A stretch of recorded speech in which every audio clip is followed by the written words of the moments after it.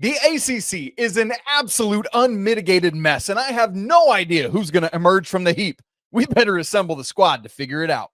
You're talking ball with the ACC squad. From Florida State to North Carolina, from Syracuse to Miami, and from NC State to California, it's the local experts of the Locked On Podcast Network, bringing you scoops, breakdowns, and the most comprehensive preview of the upcoming ACC weekend. Hang on, it could get loud, it could get heated, and it will definitely be fun. Squad up, you're part of the ACC squad. Hey there, what's up? It's Thursday, November 13th, 2025. Welcome into this week's episode of the ACC Squad Show. And where we're trying to figure out if we should send anyone to the CFP or not. I think we would all answer equivocally. The answer is no. Maybe we should just look ahead to baseball season or something like that. Joining me on the show today from Locked On Syracuse, Mr. Jackson Holzer. From Locked On FSU Seminoles, Mr. Brian Smith. From Locked On Blue Devils, JJ Jackson. And half of the hosts of Locked On Wolfpack, Mr. Grayson Boone. I'm your host today, Isaac Shade, host of Locked On Tar Heels. You're joining us at the place to get your ACC content every single day. It's part of the Locked On Podcast Network, which, fellas, now the #1 sports podcast network in the entire galaxy. Yes, that's right. The entire galaxy. We're #1. Special shout out to all you everydayers who have joined us. Great to be with you. Here's where we're headed on the show today.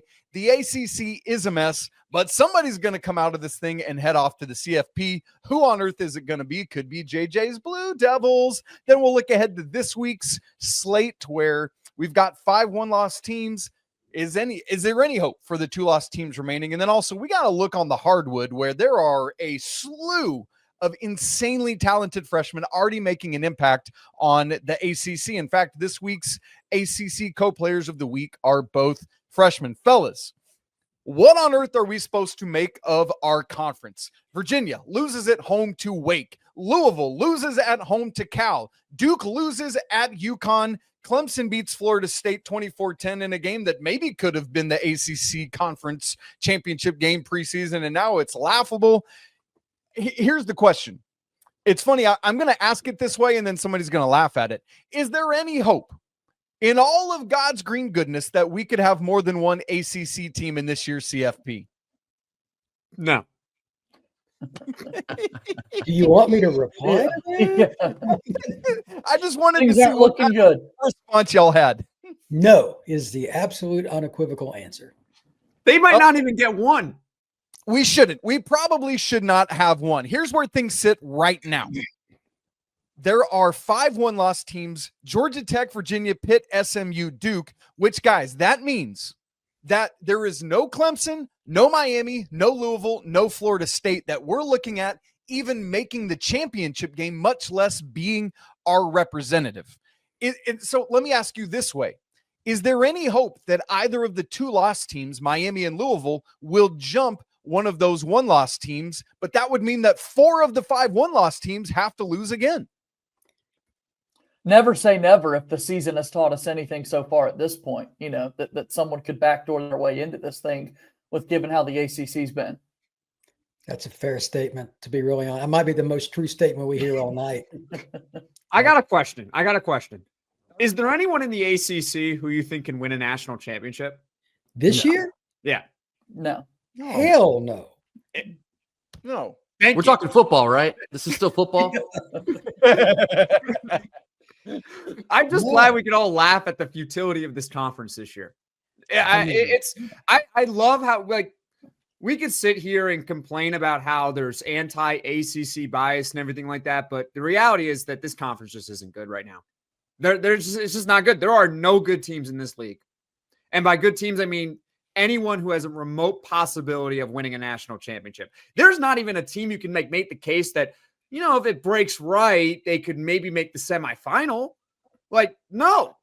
All these whoever is lucky enough to get the one bid from the ACC, and I say lucky because I don't know if they would actually get the bid, because remember, you're not guaranteed a bid just because you win your conference. It's the best 5 it's the best 5 conference champions. It doesn't mean you have to be a Power 4 conference just to get in. But the team that gets in is going to get slaughtered. That's just what's going to happen in all likelihood. They're going to go in there. They're going to be what? The 12 seed because they'll 11. It'll be the 11 because be whoever 11 the or group 12, whatever it is, and they'll get to play, how about Georgia? Okay, Georgia. cool. That doesn't sound fun. That's going to be awesome to talk about. This conference is bad. You know what's Georgia- crazy? Georgia What's against crazy? Virginia? Go ahead. Georgia against Virginia. You're not excited about that, Jackson? I mean, I'm honestly hang on, concerned for the health legitimately, and well-being Brian, of all the Virginia Brian, players going into that game. you just said it, Brian. Virginia at Georgia in Athens. What is the line of that game? Like that tells us how many, like 14 minus 14. Like what's the line of that game? 14. Oh, no. 34. No, not 34. 17, 18. Yeah, I mean, legit, Yeah. 3 possessions is the line in that game. 100%. Sanford Stadium will be litty. Yeah. In that Grayson, place. what were you about to say? The longer I sit here and look at it, I don't know if the ACC will end up getting a team because we know that Duke has a pretty favorable path to get to the conference championship. If they win that and get the auto bid, I'm not sure they're going to be ranked higher than, let's say, a USF if they go on to win the American because they're currently, 24th right now? If they keep winning, they're going to be ahead of Duke. But then there would have to be a 6th conference that would get ahead of the ACC champ would have to be 6th to not get in. Right? Does that make sense? The fact that I'm bringing this up is in Yes, fact a problem. Duke has 4 losses, and one of those is to UConn. Yeah. They got blown out by Illinois. I know people will say, well, it wasn't as bad as the story indicates, but the reality is the score is 45-19. 5 turnovers. Illinois. Yeah. Okay, so we've got, of these 5 one-loss schools, Georgia Tech has at Boston College and then hosting Pitt. Virginia is at Duke hosting Virginia Tech. Pitt is at Georgia Tech hosting Miami. That doesn't seem hopeful for Pitt. SMU hosts Louisville and then is at Cal. Duke hosts Virginia, is at North Carolina, and then hosts Wake. Of those 5, do you think that 2 can come out still having just 1 loss? Do you trust anybody in this league? This is a really easy question, folks. Absolutely not. No. Yeah, I think everybody will have 2 losses walking in, if not 3, into the title. If Miami somehow found their way into the title game still, would it surprise any of us? And they could. So Miami and Louisville are the 2 loss teams. Miami still has NC State, at Virginia Tech, and at Pitt. That's their remaining schedule. They'll find a way to blow it. If the Pitt game, I'm just going to go ahead and call this because I've lived in Florida. If that game is cold and snowy and wet, South Florida kids ain't playing ball there. That ain't going to work. But if it's a dry track, no, seriously, I know, you're right. Now they'll be in parkas before they get on the plane. So that's my only concern for them there. But Pitt, they got Notre Dame this week and they're going to be beat up. Then they got Tech and Miami. That kind of eliminates them. They'll be too beat up. I don't know if nothing against JJ here, but Duke, that team is it's civil. It is dysfunctional in so many different ways. JJ, what's your response to that? You see it every week.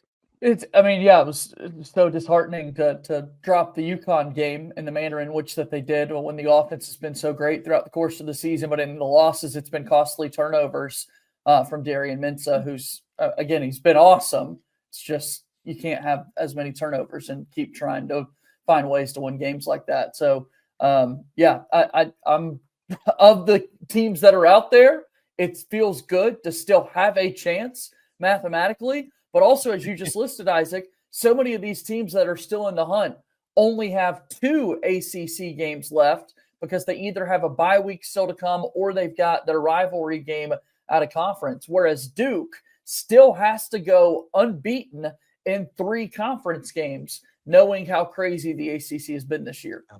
And we'll talk specifically more about the Duke-Virginia game coming up, so let's hang on to that. But, JJ, you make a great point. The more games you got to play, as unpredictable as these teams are, there you go. So, Grayson, let me ask you this question.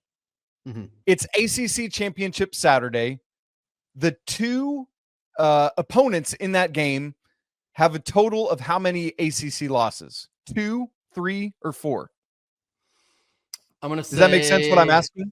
I'm going to say 3. I think So somebody's you think going to have we one, will have the the other 2 will have loss? 2. Okay. So you think we will have at least 1 2-loss team in the ACC Championship game? Correct. Yes. Okay. Jackson, you agree? I agree. It's just too cluttered right now. It's hard to envision that two teams are going to walk away from this with only one conference loss. No. It's either going to be 3 or 4. Oh, And God. and 4 of the 5 have a game against one of the other one-loss teams. The only one that doesn't is SMU, but they host Louisville and then have to travel out to Cal. And so it's just, man, it's tough to know, boys. I mean, do you trust SMU? no. Yeah, they lost to Wake Forest. I know they They beat scored Miami, and then you 12 lose to Wake Forest. It's just like, Not only they lose, brother, they scored 12. That's not good.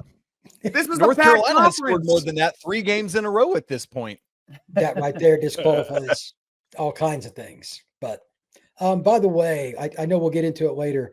I'm curious if anybody's heard anything on Chandler Morris in regards to his health, and anybody that has any quarterback injury stuff. We need to talk about that. We got quarterback injuries. Okay. Yeah, Syracuse is struggling with that right now. Well, let's Out of get all into the bad it then. teams in the bad conference, we might be the worst. Eh, We're terrible. All right, Well- then we got to look ahead to this weekend where we've got a Clemson at Louisville game that a lot of us on this show preseason predicted would be the ACC championship opponents. And it's just now a random Friday night game. But the big game of the weekend is somehow Virginia at Duke. So we'll get to that and much more to get ready for this weekend coming up in just a second. Right after I tell you about FanDuel, y'all, the NBA is back, and there's no better place to get in on that action than FanDuel, the official sports betting partner of the NBA. Even if you miss the start of a game, or maybe you want to ride the hot hand, FanDuel has live bets on everything from who's going to score next to who's going to make a big comeback late in the game. Plus, you can combine all of those live bets into one same-game parlay for a shot at an even bigger payout. All of that, man, it keeps every game exciting because you got something riding on it. Like, am I going to win or not? I mentioned a couple of those upcoming games. Tomorrow, Louisville at home against Clemson, 2.5-point favorites. And then Saturday, Duke at home against Virginia. The Blue Devils, 6.5-point favorites against the previously ACC undefeated Cavs, at least in games that actually counted for the conference standings. Right now, FanDuel is giving new customers $300 in bonus bets when your first $5 bet wins. So head on over to FanDuel.com to sign up and play your game with FanDuel, the official sports betting partner of the NBA. Welcome back into this week's episode of Locked On ACC Squad Show, your first listen of the day. And thank you for making Locked On the #1 sports podcast network in the world. You're listening to the ACC, which is not the #1 conference in the world. I can tell you that. We, from a football standpoint, are maybe 5th or 6th, hopefully, right now. Let's look to tomorrow night's game, Clemson at Louisville, 7:30 p.m. Eastern on ESPN, or something else for those of us who still have YouTube TV. This is a game that preseason, multiple of us picked as an ACC championship game. But now it's a whatever game on Friday night, although Louisville, even with that loss, sitting as one of our 2-loss teams in the ACC. Brian Smith, as you look at the makeup of this game, it's funny to ask it this way, but can Clemson play spoiler to the Cardinals? Well, their defense and their front's starting to play a little better. You can ask Florida State, who, they shot themselves in the foot about 125 times in the first half of that game last week. But they're not going to be easy to move the ball on. And right now, Louisville's quarterback, man, like outside of, no offense to Jackson over here, outside of Syracuse, you might have the least trustworthy quarterback in the league in a clutch moment, and then that's the guy at Louisville. So if they don't protect better than I expect, because Louisville's biggest Achilles heel is the offensive line, I like Clemson. And I think they'll win by double digits because I don't think they'll be able to block them. Grayson, what do you make of it? I don't think I've ever been less sure of a potential outcome of a game. I mean, Clemson, what the hell do you look at this point? They're 4-5. Maybe they're playing better now, but like Clemson is 4-5. Clemson, okay? Right. Louisville, now, Isaac, you posed the question, can Clemson spoil Louisville? Louisville's already spoiled. So there's that. So like, does Louisville have to get up for this game? I don't really know. Like, how do they respond to losing to Cal? Because that was your season ahead of you and you let that get away. So Yeah, this is most certainly a football game. It will be played on Friday night. I think that's all I got for now. But Grayson, the reason I pose it that way is Louisville is one of our 2 lost teams. There are some things that could break where they still make the ACC championship game. They don't deserve it though. They blew it. No, I agree. That's how we all feel right now. Nobody deserves it. Grayson is you're preaching to the choir right now. It's like, okay, sure, Louisville, go ahead. Beat Clemson. Clemson isn't good. They're 4-5. Like we've given Clemson enough chances here on this show to actually be something this year. Yeah. They're nothing. They're 4-5. They're done. They have to. They're fighting to just make a bowl this season. To make Dabo has to talk about refs to become relevant for Clemson to be relevant right now, right? Like, you lost to Duke, and we're talking about the refs. The refs, you lost to Duke. Duke just lost to UConn. Like, who's going to win this game? Okay, fine. They're at home. I'll go with Louisville. Oh, wait. Last week they were at home. They lost to Cal. So who's going to win? No clue. No clue. I don't have a pick. okay, well, speaking of those Duke, go ahead, JJ. You were about to say something. I was just the more I think about this, I think I'm in the, you asked Grayson earlier, 2 losses, 3 losses, 4 losses, whatever. And all week I've been thinking about all of the various tiebreaker scenarios and how difficult of a decision this could get down to. At this point, just let everybody have 2 losses to make tiebreakers even more impossible to figure out, because that's honestly what this ACC season deserves. Flip a coin. We're getting very close to like a tribal council situation here. Yeah. It's like the Friday Night Lights movie, right? Remember they go to that diner because there's 3 teams and they flip a coin to see who's going to, man, it's crazy. Okay, JJ, I'm coming right back to you because the game of the week in the ACC, as we all expected it to be for week 12 or whatever this is Virginia at Duke. These are 2 of our 5 one-loss schools. So one of them, guys, I don't know if you know how math works. One of these schools is now going to have 2 losses in the ACC. It's the wildest thing. JJ, this game is at home for you, 3:30 Eastern on Saturday, ESPN2. I just said it, Duke favored at FanDuel by 6.5. What do the Blue Devils have to do to bounce back from losing to Dan Hurley, Alex Caravan, and UConn? No, that was absolutely. I think looking at this game in particular for Duke, quarterback play is obviously got to improve, which is crazy that you're saying that when you're talking about Darius Mensah, who's been atop the country in passing yards per game for the entire season. But the bottom line is this year, when Duke has protected the football, nobody has stopped them. This offense has racked up yards getting up and down the field. And Brian pointed it out a little bit earlier. There is a major question at the quarterback spot on the opposite sideline with Chandler Morris, the Virginia quarterback, who did not practice early in the week. We will see how that progresses throughout the course of the week. Tony Elliott is not even labeling this a concussion. It's just an upper body issue is what they're labeling it there at Virginia. But it was so clear in the tackle that was made. Duke did not look too good after that play played out. So certainly that's going to be a big indicator into how successful I think that Virginia will be able to be in this game. Okay. Look, here's the other thing. Of the rest of our one-loss teams in the ACC, only one of the others is playing an ACC game, and that's Georgia Tech at Boston College. Let's just can we just, well, I guess we shouldn't assume it's going to be a victory, but please, dear goodness, Georgia Tech, I'm looking at you dead in the eyes, Brett Key. Do not lose this football game. Okay.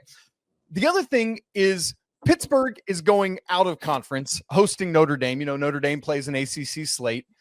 Pitt, let's just say, their remaining games are hosting Notre Dame, at Georgia Tech, hosting Miami. If there is some crazy world where Pitt can mess around and go 3-0 in that, they're in the ACC championship game and have done something, notably by beating Notre Dame at home. But here's my question to you, Jackson Holzer.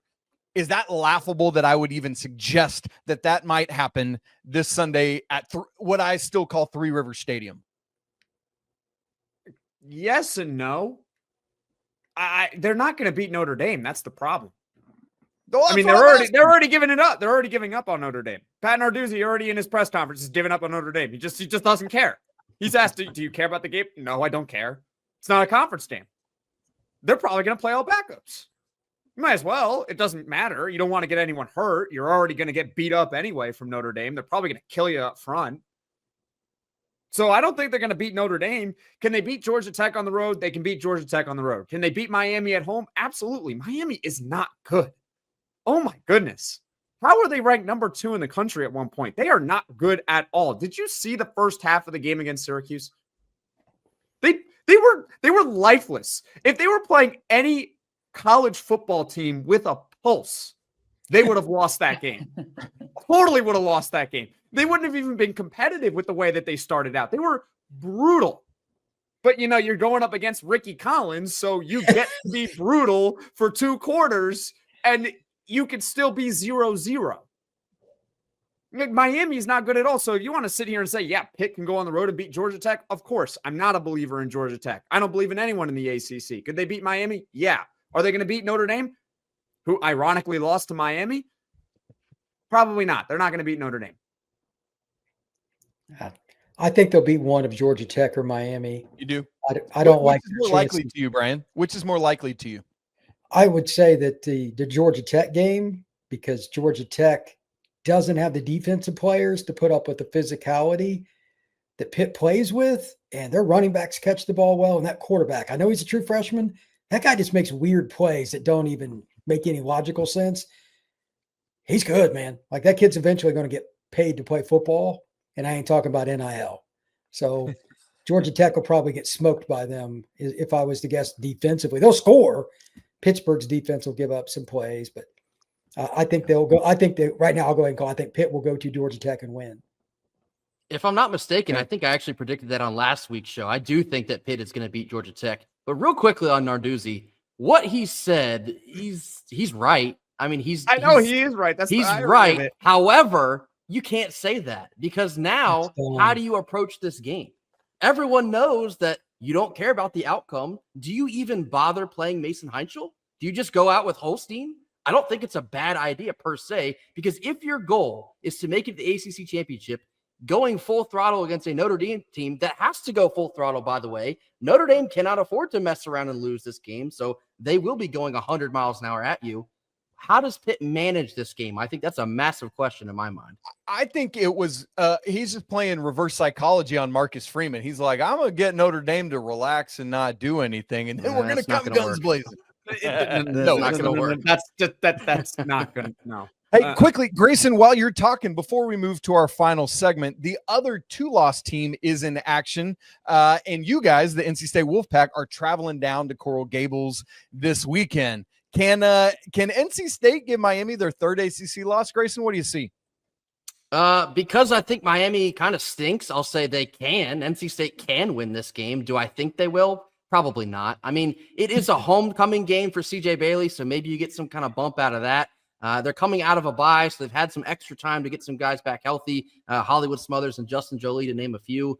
They got their guys back if they can keep, relatively the same game plan against Georgia Tech, where basically a race to 50. If you can go out and try and put 50 on Miami, maybe you got a shot. But I think Miami's defense will pose a different task than Georgia Tech's did. So I think Miami's going to end up winning that game. This is an audition game for CJ Bailey. And Miami fans know exactly what I'm saying. The people are saying this. This is an audition game. CJ Bailey goes out there, 400 yards, 4 touchdowns, leads NC State to a win. Someone in Miami is going to be calling in January. You may hear people complain about that. I will not be one of them. I will be happy. Interesting. Grayson Boone. You want him gone? No, I want to win this football game. That's all. Oh, you just okay. Next year, brother. I want to win this game. You want to worry about the future in the future. You just want to win the game. Okay, I'm going 1-0. What you were saying. I have one game ahead of me this weekend. I'm trying to go 1-0. Grayson's playing for now. Mario Cristobal is playing 4D chess, where he's like, boys, we're going to tank this game so we can get CJ Bailey next year. That's what's happening here. SMU, the other 1-loss team, is idle this weekend. By the way, Rhett Lashley, their head coach, is going to be in studio for this week's college football kickoff. So make sure you check that out on Fire TV. Boys, we got to talk some hoops because the nation has been taken storm by this incredible crop of freshmen, and the ACC is a massive part of that. We'll get you up to speed, and I want to ask the guys, how many of those freshmen are going to make the ACC teams in the postseason? We'll get to that to wrap the show in just a second. Right after I tell you about Supply House, when the opening whistle blows on a new repair, get your crew moving forward with Supply House. Order today and see parts on your doorstep tomorrow. Over 280,000 plumbing, HVAC, and electrical items from the most trusted brands in the business. Their real-time inventory and honest lead times keep you from punting projects, while their industry-leading customer service always has your blind side covered. You need parts fast for a project? No worries. Supply House has next-day delivery. Man, talk about a game changer. They've got part finder tools and 3D schematics that can save you hours on jobs where every detail matters. Plus, their Trademaster perks like priority shipping and dedicated support make the whole process smoother. So join the free Trademaster program today and score serious perks like priority shipping, lower prices, and a dedicated support line. Visit supplyhouse.com to sign up for free and use promo code SHCollege5 for 5% off your first order. That's supplyhouse.com. Real people, real service. One of the early storylines in college basketball this year is the dynamic impact that freshmen are having on the landscape. And you guys, the ACC is no stranger to that reality. I'll just name off a couple of them that are already dropping it. By the way, look at Jackson Holzer, Johnny on the spot, changing his background to what is still the Carrier Dome, AKA fine, whatever, JMA or wireless thing. Cam Boozer at Duke, Caleb Wilson at North Carolina, Mikael Brown Jr. at Louisville, Neo Avdilas at Virginia Tech. Wilson and Avdilas, by the way, co-ACC Players of the Week. Mo Silla down in Atlanta at Georgia Tech. Shelton Henderson at Miami. Matt Abel in Raleigh with Grayson Boone. Kyan Anthony up at Syracuse, Tyster Ritter at Virginia, Jalen Harrelson at Notre Dame, Ebuka Okori at Stanford, who is the third leading scorer in the nation right now. And that's not even mentioning all the rest of the dudes on Duke's stable of players. You guys, here's my question to you. Jackson, I'm actually going to start with you since you've got Carmelo's offspring happening up there in Syracuse. How many freshmen are going to take up one of the 15 slots on the 3 All-ACC postseason teams? I think at least 5. I think so. That's a lot. You're already at 5. Yeah, I think 5. Grayson, is that because you think it'll be more or less? I'm going to go a little bit less. I'll say like 3. That was my take as well. 3, Brian? Yeah, I just think a lot of kids like Boozer, I've seen play live. Like I've been around him. That is lock, stock. Oh, yeah, barrel. that makes sense. Down in Florida, yeah. I went and I've met him. Like that's first team all ACC, one and done. Yeah. Screw you guys, I'm out of here. Yeah. The whole 9 yards. But not many kids are built mentally like he is, as well as physically. How many of those guys are going to be good in February, right before the ACC tournament and all that? I could see a few guys coming close, but I'll agree with Grayson. I think 3 is more likely. Jay? I'd probably lean closer to 5 than 3, just given how talented this group is. But then, the more I think about it, it's like, man, I'm cutting down the number of spots for the great experienced players that you've got in this conference as a whole, and a lot of guys that are going to make big-time plays for their team this year. But, someone like Cam Boozer, Caleb Wilson at North Carolina, Mikael Brown, those are absolute locks. What the kid's been doing at Virginia Tech, Isaac, you hammered the pronunciation there, which was remarkable. He's been awesome to watch this season. I wouldn't be surprised at all if he's on it at the end of the year. And yeah, it just takes another one to kind of make the list there. So I'm actually going to lean more towards that 5 number than 3. Yeah, I mean, of the 15, so like if you're giving me over 4. Split the difference. Like 4, yeah. Thank you, Grayson. Yeah, I mean, because you start thinking about the other players that are likely to make this list, like a Marcus Burton at Notre Dame, for example, right? Like they're going to be on there. But when we talk about 15 slots, and like it's not just that these freshmen are talented, it's how high level and impactful they already actually are for their teams. I'm going to take the over on 5. Now, I mean, we're not going to blow past it, but I legit think it could be 6 or 7 of those 15 slots when you start to look at the entire impact of all these dudes. I mean, it is something pretty crazy to behold right now. That said, yeah, JJ, I think the 3 names you said are probably the obvious ones with Avdilas. It's those 4. And then beyond that, you just need 2 others to pop, and then you've really got something going. Now, it's interesting, though, fellas, because it feels like lately, we had Cooper Flagg, obviously was the conference player of the year last year, but both in the ACC and nationally, it's been dominated lately by more senior laden or upperclassmen laden teams. However, we're now past that COVID eligibility, and maybe the freshmen are going to start having more of an impact. And there's something to that. Grayson is asking in our chat, sorry, just behind the scenes, everybody, if somebody's glitching, it might be me. Are others of you experiencing a glitch as well? I'm good right now. Yeah, I'm good. Okay, perfect. We keep on trucking.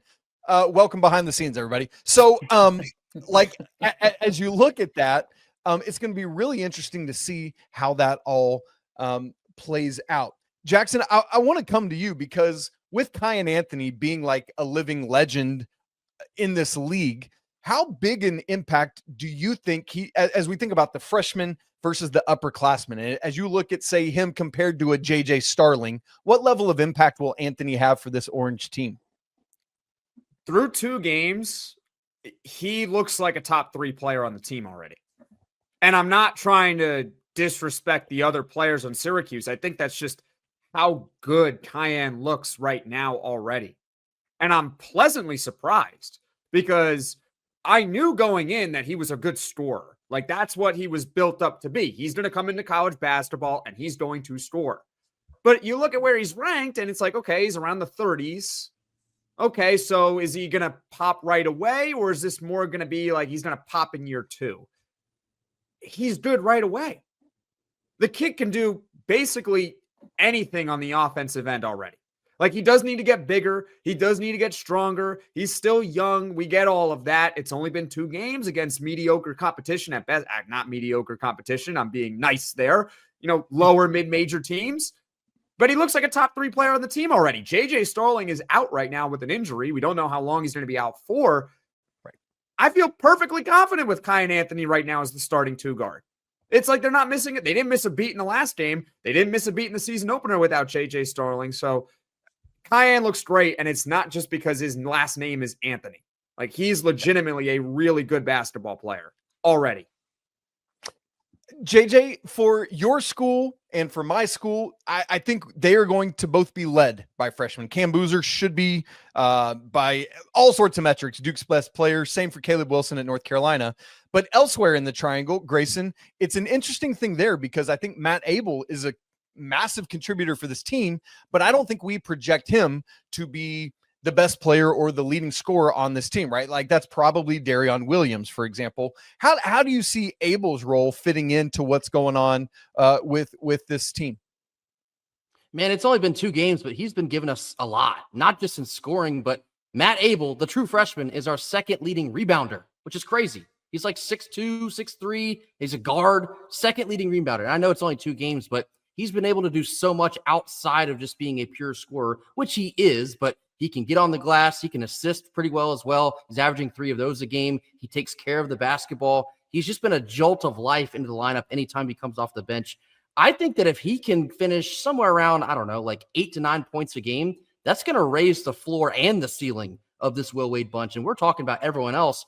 The freshmen that he recruited might just be one of the most integral parts of this roster.